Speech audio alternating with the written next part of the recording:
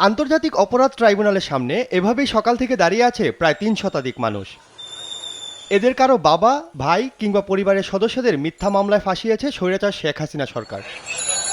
স্বজনদের বিচার নিশ্চিত ও সুষ্ঠু তদন্তের দাবিতে রোববার সকালে আন্তর্জাতিক অপরাধ ট্রাইব্যুনালের সামনে মানববন্ধন করে ভুক্তভোগী পরিবারের সদস্য ও আত্মীয় স্বজনরা।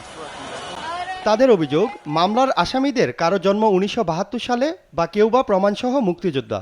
আমাদের দাবি, আমাদের মুক্তির জন্য যদি মুক্তিযোদ্ধারা রাজাকার হয় তো বাংলাদেশের ৭.৫ কোটি রাজাকার। এই ফ্যাসিস্ট সরকারের সাজানো পরিকল্পিত ক্যামেরা ট্রায়ালের যে মামলা, সেখানে সাক্ষীদের বয়স, অধিকাংশ সাক্ষীর বয়স হচ্ছে 2 বছর 3 বছর, কারো জন্ম স্বাধীনতার আগে। এক পেশে তদন্ত হয়েছে, মামলা হয়েছে, কোনো আইনি সহযোগিতা আমাদের দেওয়া হয় নাই। আমরা চাই যে সুষ্ঠু তদন্ত এবং নিঃশর্ত তাদের মুক্তি দাবি করতেছি আমরা। স্বজনদের দাবি, স্বৈরাচার শেখ হাসিনা তার ক্ষমতা দীর্ঘায়িত করতে নিরীহ মানুষকে এই ট্রাইব্যুনালের কাঁচামাল বানিয়েছেন।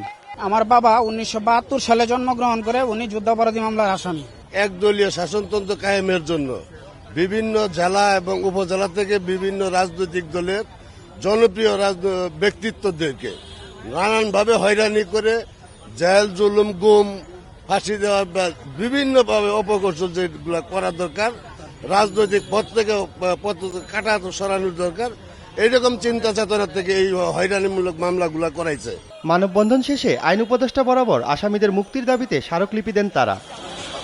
আহাদ চৌধুরী, দেশ টিভি, ঢাকা।